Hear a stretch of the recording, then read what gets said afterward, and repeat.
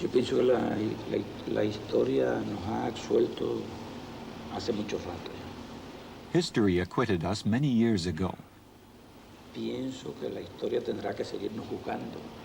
I think history will have to keep on judging us. Como revolucionario, pero yo tengo la completa convicción de que las futuras generaciones de nuestro país. Now, as a revolutionary, I am almost utterly convinced that future generations will acknowledge what our struggle meant. The merit of our revolutionary combat under such difficult conditions in the vicinity of the world's most powerful imperialist country, and the revolution's accomplishments will be everlasting.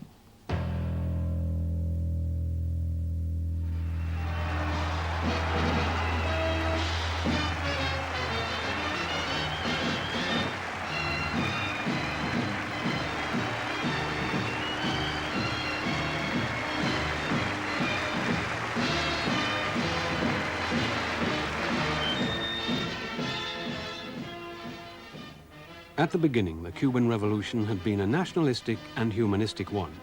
That was the reason for Castro's victory in the Sierra Maestra. The different groups involved in the fight against Batista expected a democratic and pluralistic process. The largest of those groups was the 26th of July movement, headed by Castro himself. Lord Thomas of Swinnerton, one of the leading researchers on Cuban history, explains to us the motivations behind the early radical changes experienced by the Cuban Revolution. Well, my impression is that the Cuban Communist Party was as surprised as everybody else was by the success of Castro in the hills and by the success of the 26th of July movement. You'll remember that before 1958, the communists spoke of the 26th of July movement and of Castro as putschista, a kind of people interested in coup d'etats more than in politics. And it was not till 58 that they began to see that something might come of this, so that when Castro came to Havana, the communists were in a very minor position. However, they were in a position, and they had been favored during the last months of the guerrilla war by Raúl Castro and by Che Guevara. So that although one does not want to say they were very important, at the same time, one should not say they were negligible when Castro came into the capital in January of '59. At that time, I don't think the Soviet Union really saw there was much of an opportunity. It's still rather difficult to disentangle exactly what happened, but the broad lines of it was that in, let's say, May or June, Castro was still talking about the revolution in Cuba being an independent revolution, as Cuban as the palm trees of the Caribbean, with no external assistance and so forth. Communism was not appreciated in Castro's speeches in any way. By September, it was really dangerous to say that you were anti-communist. By October, Uber Matos, as we know, was in prison because he had tried to argue that there was a danger of communism. By January, Mikoyan was in Cuba, and there was really an open breach between the United States and Cuba in the early part of 1960 at the latest. So all this is very quick. Why exactly it all happened is a very complicated question, and I'm sure that we will hear more one day about those events. But what looks like to be the situation is that first of all, the institutions of old Cuba were weaker than anyone Castro and the communists had imagined. At the beginning of May 1960, the first Soviet ambassador arrived in Havana. The first Soviet ships began to arrive. The first ship carrying oil had arrived on April the 19th. The Soviet Union began complying with the trade agreements signed by Mikoyan in February that same year. It was then that the first Soviet technicians arrived. These scenes show us Captain Nunez Jimenez and Soviet Ambassador Kudryavtsev meeting the men who arrived to help build socialism in Cuba.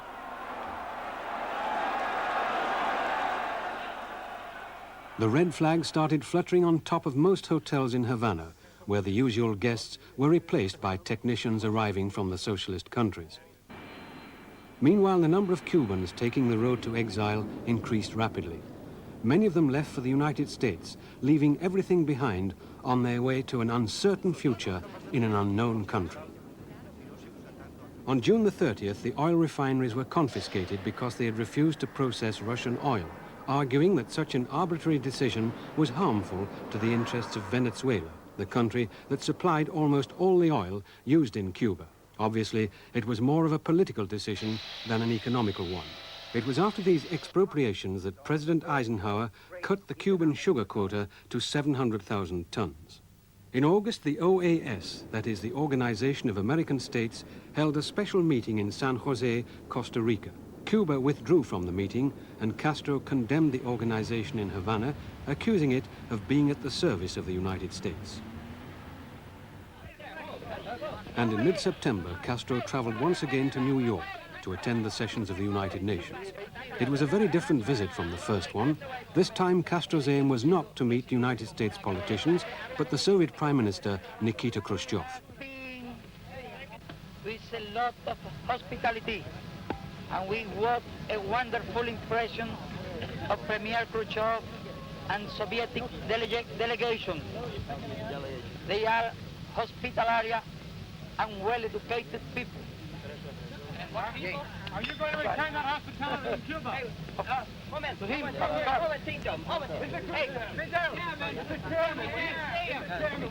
What did you discuss in there? Don't worry about that. A month later, Eisenhower decided to ban U.S. exports to Cuba. And the Cuban answer didn't take long. A few days later, 382 private enterprises were nationalized, which included all U.S. companies and banks. It was during those days that for the first time, Khrushchev declared that the Soviet Union could defend Cuba with its nuclear missiles if necessary. John F. Kennedy had won the November elections in the United States. During his electoral campaign, he had criticized Castro even more harshly than Nixon, who had kept a restrained attitude, knowing as he did that in those days the CIA had begun training Cuban exiles and preparing an invasion of Cuba. This was no doubt one of the biggest surprises Kennedy faced when he entered the White House in January. Now it was up to him, who had so much criticized Eisenhower for lack of action in regard to Cuba. But obviously the presidential campaign and his responsibilities as President of the United States were two different things. Finally, the severing of Cuban-U.S. diplomatic relations also occurred in January 1961.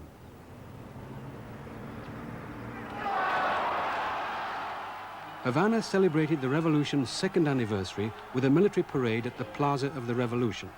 For the first time, Soviet-supplied weaponry was shown in public. During the first few months, Castro had ceaselessly repeated that Cuba had to be ready to face an invasion.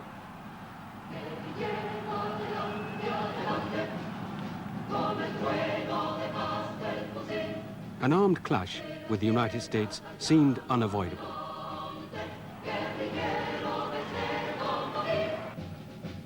Despite a certain discontent, a nationalistic and anti-US feeling spread throughout the people during those months. The streets of Havana were filled with howitzers and anti-aircraft machine guns.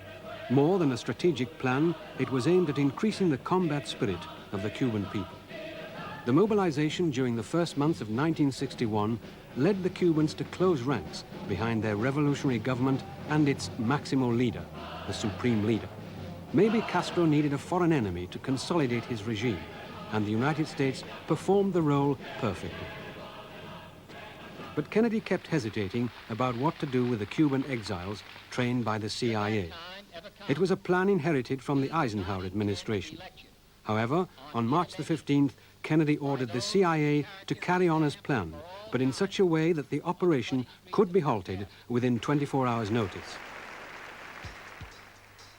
The recruiting of Cuban exiles continued in Miami. They were all confident of a quick victory with US support, but they were wrong. Kennedy had already decided to let the expedition go ahead without any kind of support and involvement of US armed forces.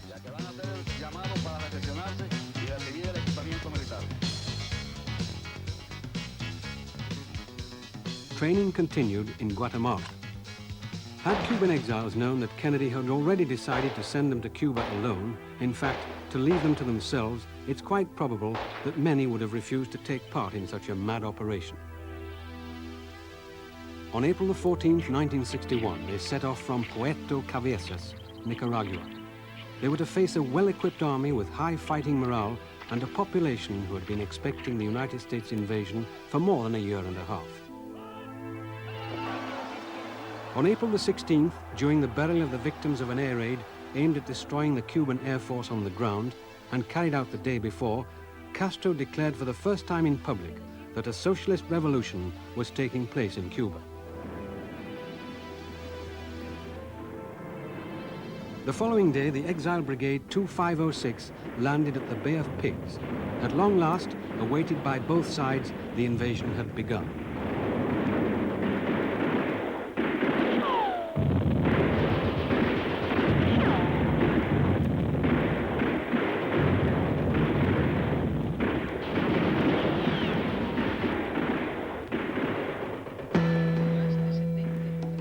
Castro directed part of the counterattack, advised by a former captain of the Batista army named Collego Fernandez.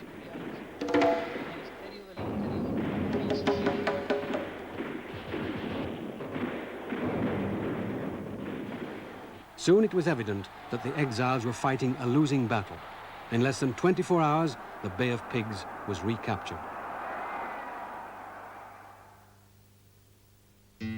A frustrated attack from abroad, sponsored, though not militarily supported, by the United States, was exactly what Castro needed to consolidate his regime. It was an overwhelming victory, also over the democratic and pluralistic opposition in Cuba. My name is Father Sergio Carrillo. I was a member of the 2506 Brigade. I was in prison in Cuba for 2 years. When I was in jail, for instance, it was the first time in my life that I was able to sense a certain discrimination in my own country. We were in jail, and they didn't seem to think that Negroes have the same right as white men to fight for their country's freedom. And all the Negroes who took part in the invasion, as well as all the Negroes who were in jail, were treated worse than the white men who are fighting with us for the same cause. There were celebrations not only because of the victory, but because of the proclamation of socialism in Cuba as well.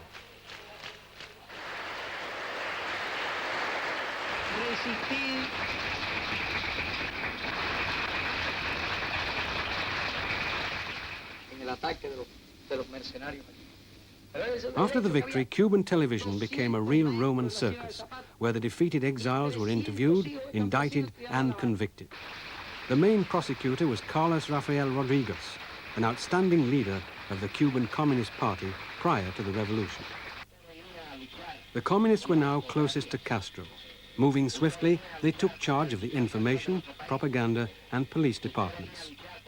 Dr. Carlos Ripoll from New York University recalls those days. En realidad, los que estaban mejor preparados para In fact, veteran communists were the best candidates to carry out relations between the Soviet Union and Cuba, and the Cuban government, the communists who had been party members for many years. And when the severing of relations occurred, a certain trend to establish restrictive measures on art and culture was brought about. Disposición por parte del gobierno para controlar el arte. And the first victim was the newspaper Revolution, whose editor was Carlos Franchi, a newspaper which held an open frame of mind towards all cultural trends throughout the world. Old party communists tried to interrupt that newspaper's publication, suppress it, and soon afterwards, the organization that congregated all intellectuals, called UNIAC, Cuban Writers and Artists National Union, was founded. Que unía a todos los intelectuales, lo que se llama la UNEAC, la Unión Nacional de Escritores y Artistas de Cuba, que al principio se pensó que tenía At the una beginning, the función general belief was that verdaderamente such an organization would have the role of protecting intellectuals' interests. Nevertheless, shortly afterwards, intellectuals, writers and artists found out that it was nothing but a government tool to restrain their rights. a ellos. Guillermo Cabrera Infanta, one of the leading writers in Cuba, today in exile, was the former editor of the literary supplement of the newspaper Revolución. He recalls those days. Es una larga historia, es una vieja historia. Todo comenzó cuando That's a long story and an old one. It all started when the directing group of the magazine Lune de Revolution and the newspaper Revolution, which published the magazine, suffered the impact of a ban on a short film entitled PM. This film, which had the least possible political bias, was banned in the aftermath of the overwhelming victory at Heron Beach, or the Bay of Pigs, in April 1961. It was banned a month later for reasons which always seemed to us highly suspicious. And that was practically the beginning of the end for many of us. There were a few who were still living in Cuba, but it didn't mean that their hearts and souls were truly loyal to the revolution. They were trapped people. Others were able to escape.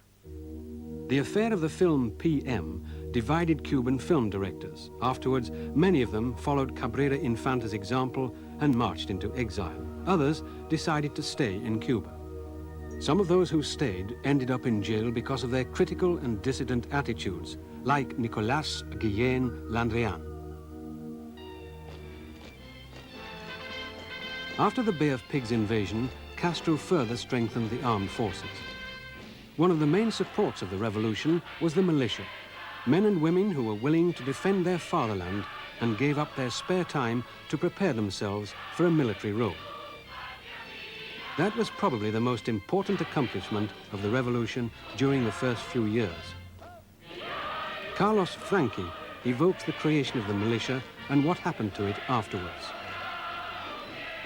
Then it was a great victory for the people, the workers, and at a certain moment we reached the figure of 1 million militia men and women. I remember Fidel's answer, "This is an armed people, an armed democracy." And it was true, only that soon afterwards the Revolution's party is created, the Communist Party plus the new incoming groups, and that millions of militia men and women were left aside, and sometime afterwards they were all disarmed.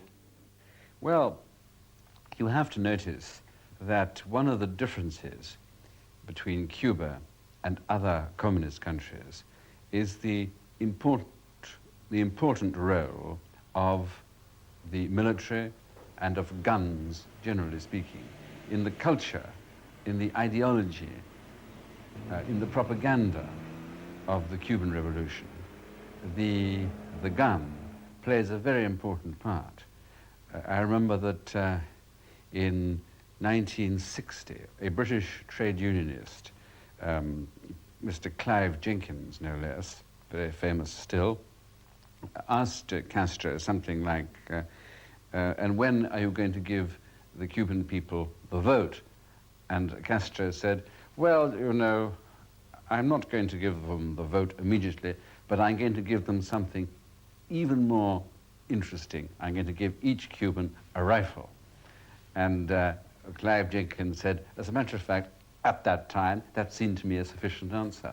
Well, I think it's just an anecdote, but it does symbolize the importance that the military side of things has always had in Castro's Cuba. I think to some extent this is natural. After all, his power depends not on the vote of the population, but on having gained a spectacular victory against the preceding regime as a result of a rebellion. That's the military success is the basis of his legitimacy, so to speak. The militarization pervaded the whole population. Children and youngsters were sent to schools with a strict military discipline. The new man, about whom Che Guevara had already talked so much, began to be created.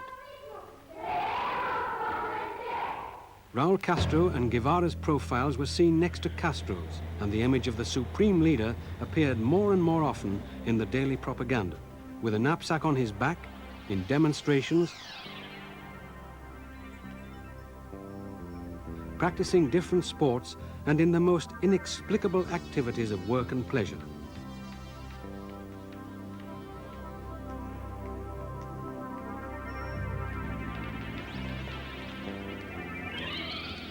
He even played a part in the sale of spectacles.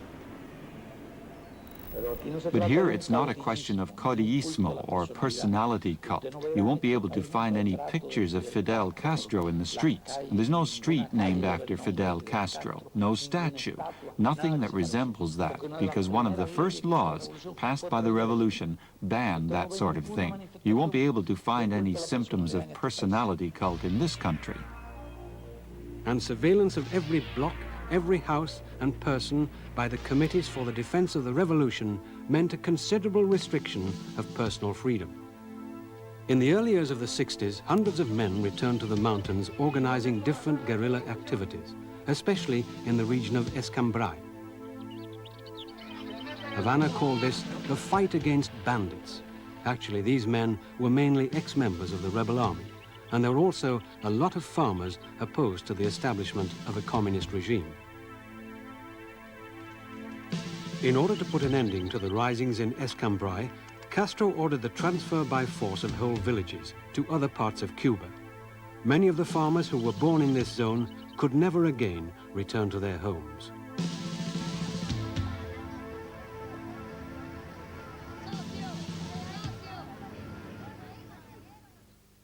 Tony Lamas, on the left, at the moment he was arrested by Batista's police. He spent several years in prison. When the revolution triumphed, he became a police captain.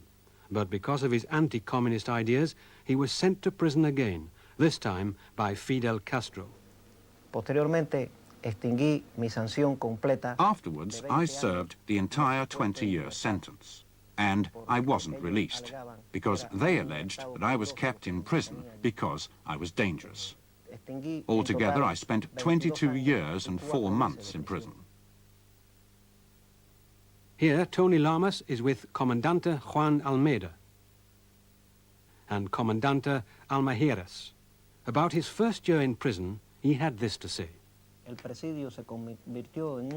Prison became an awesome experience when they implemented the Camilo Cienfuegos plan, which reaped a toll of approximately 13 lives during the first few days and more than 270 later on, owing to the ill treatment they received there.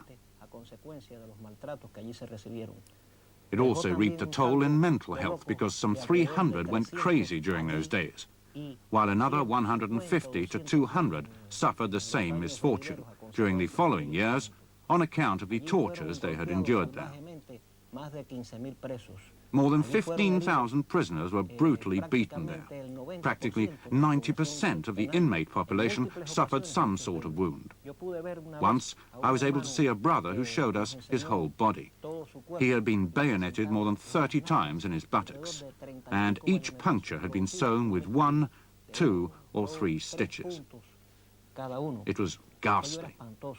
By then, the amount of Cubans fleeing into exile increased considerably. They were neither former Batista's partisans, nor landowners, nor people affected by the first revolutionary laws. They were just ordinary people. One of the most well-informed persons on the Cuban exodus is Dr. Juan Clark from Miami University. On analyzing the Cuban exodus, a unique phenomenon in our hemisphere, we can define it as highly meaningful, first because of its significance, second because of its composition, and finally we could define it on motivation grounds. As for its significance, we may estimate that nearly 1 million Cubans, including the exodus through Mariel, have left their native land since 1959. This must be viewed within the context of Cuban reality prior to the revolution. Cuba had never been a country of emigrants, but quite the contrary, of immigrants, that is, of people who went to Cuba to settle down there. When we analyze the figures, they reveal very interesting information. One of the existing myths in regard to the revolution and the exodus is that those who have fled from Cuba are mainly the wealthy and mighty, the landowners, the real estate owners. On analyzing a sample covering the whole Cuban exodus up to 1974, we can see that the most numerous group, 35%, were people of the working class, of humble origin. Mi nombre es Braulio Sáenz. Yo soy doctor en ciencias, graduado de la Universidad de La Habana. My name is Braulio Sáenz. I'm a doctor of science and graduate from Havana University prior to the revolutionary triumph. When the revolution took power, I was very young. I was only 24 years old. And despite having good scientific and professional training, I had no knowledge whatsoever of politics or sociology, perhaps owing to my specialization. After communism was established in Cuba, the first trouble I had to face had to do with my job as professor at Guanabaja High School. I had won a post as professor of natural sciences in a national contest, and one day, while in class, I received the visit of a high school surveyor who had studied in the Soviet Union. This man came in, sat at one of the desks, and, after attending my class, pointed out to me that I should not mention again the existence of genes in my biology classes, because Lysenko's theory, then current in the Soviet Union, taught that there were no genes, and that resemblance between fathers and sons was due to the fact that they both lived in the same environment, which influenced them in similar circumstances. Since all this was utterly different from what I had learnt during my professional training, and furthermore, I could not express my views and was forced to teach the students something quite different, I stopped teaching and started doing research. I worked in several branches of scientific research, but for the longest period I worked in Cuba's Academy of Sciences, where I became head of the Vegetal Virology Department in the Academy of Sciences Agronomic Institute. I worked for 7 years in this post. At the end of this period, I had serious trouble in the Academy of Sciences, because at a time when you could not dissent from the government's attitudes, the whole Academy personnel was called for a repudiating demonstration in front of the United States Embassy. I didn't show up at the demonstration, and shortly afterwards I was questioned by the Institute's party secretary. He wanted to know why I hadn't taken part in the demonstration. My answer was that I had always been alien to politics, and that I didn't intend to begin any political activities just then. The next question was about what I thought of the repudiating demonstration, during which many dirty expressions had been shouted, something quite improper for members of the Academy of Sciences. My answer was that in a political demonstration, even if you wanted to insult a world personality like the United States President, there was no need to use words which denigrated those whom they were addressed to, as much as those who uttered them themselves. As a result of the interview, I had to face something that we might call a trial, and I was thrown out from the Academy of Sciences. In the resolution dismissing me, the Academy of Sciences expressed exactly what the motive was, and it happened to be, according to them, that I was carrying on a political campaign against government policies. On October the 22nd, 1962, President Kennedy made public that the United States had discovered Soviet missiles with nuclear warheads on Cuban territory. These installations altered the balance of power between the two superpowers. Therefore, the United States decided to establish a quarantine zone to avoid the disembarkment of any war material, and at the same time demanded the immediate withdrawal of the missiles. A week earlier, a U-2 surveillance aircraft had discovered the installations of a battalion of medium-range mobile ballistic missiles in the San Cristobal area. A few days later, other installations were discovered.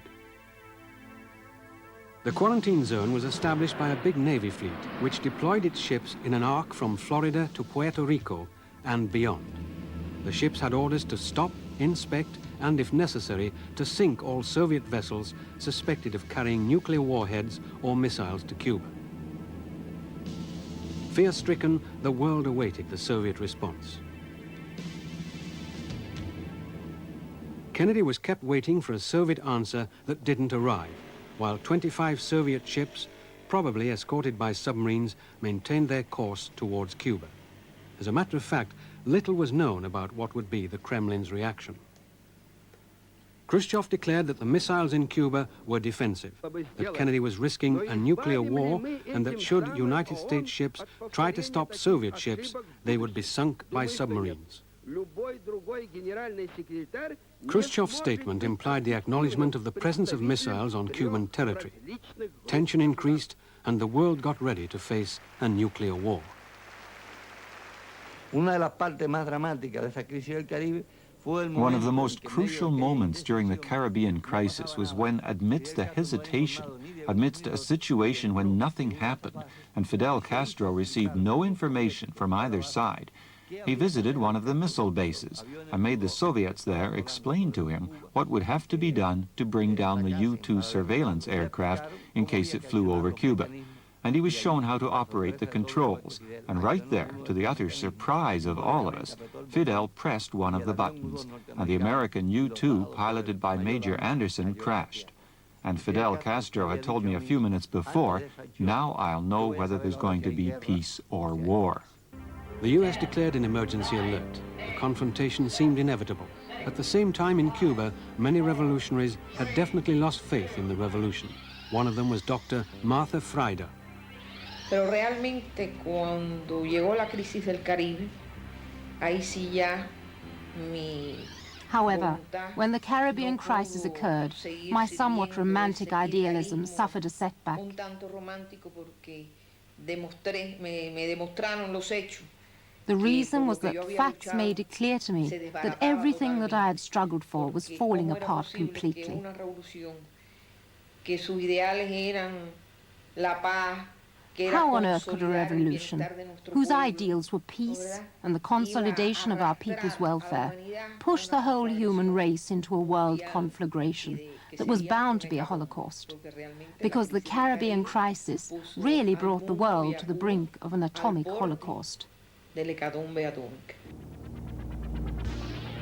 while all air, navy and army forces stood by in emergency alert, news arrived that the Soviet Union had begun to withdraw the missiles and that its ships had turned back. It was the 28th of October.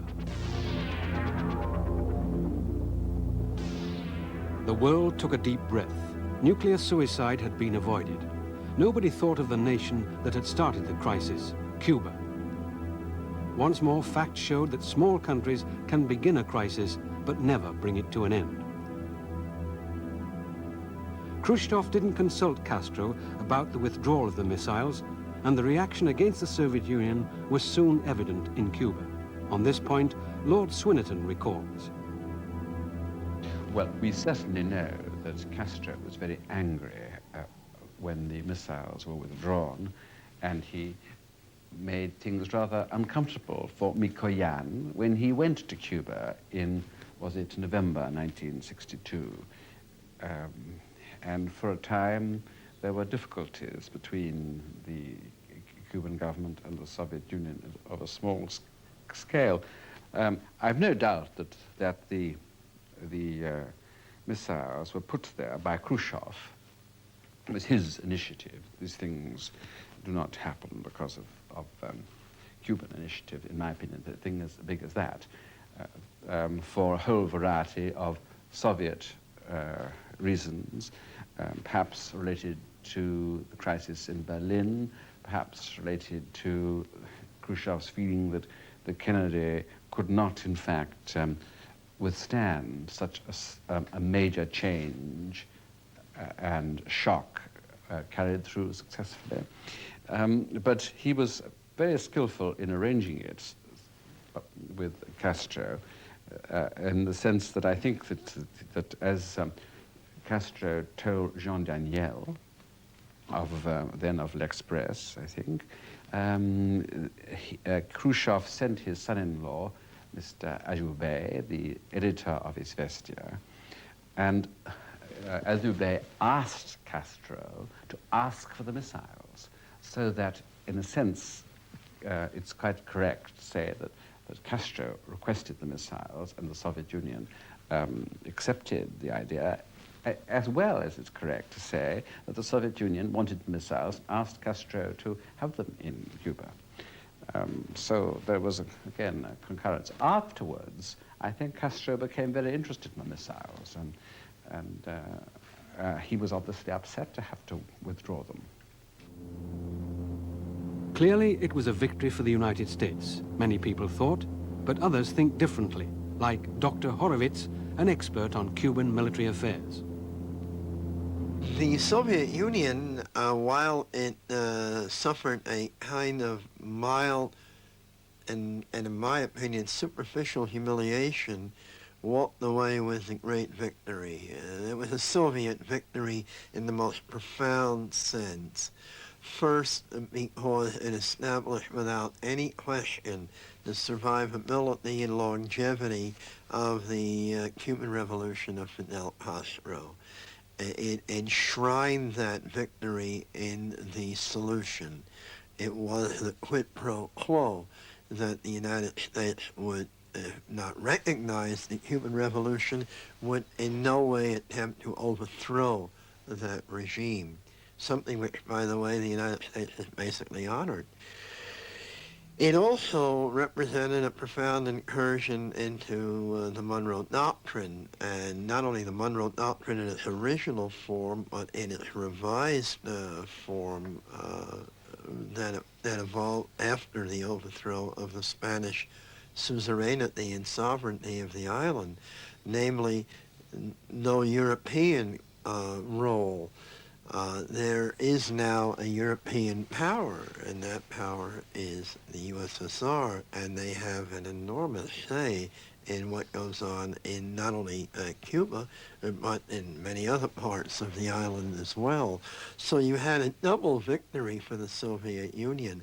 One systemic, that capitalism would not be the only system, but there would be an alternative system, call it what you will, socialism, communism, authoritarianism. And further, that the United States, the Monroe Doctrine would not be tolerable. It would not be the only basis of foreign policy. In December 1964, Che Guevara departed on a tour through several Afro-Asian countries. It was one of his last public appearances. The following year, he disappeared from the public scene, only to reappear in the Bolivian jungle 2 years later, when he was killed. While Guevara was sowing the seeds of revolution elsewhere, Castro traveled twice to the Soviet Union in 1963 and 1964. In the mid-1960s, Cuba was undergoing a serious economic crisis. The rations of basic foods like milk, meat and butter were reduced.